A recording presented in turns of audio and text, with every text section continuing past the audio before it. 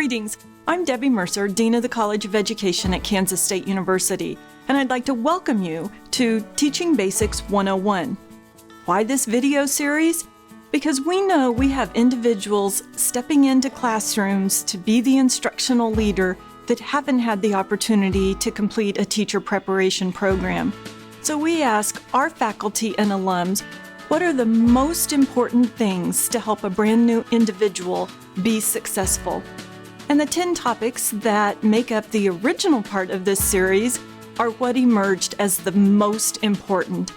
So we hope these short videos give you a glimpse into the responsibilities and the expectations of being an impactful educator and help lay the foundation as you journey toward completing a teacher preparation program. So view these videos as many times as you need to and use them as the foundation as you complete your teacher preparation journey.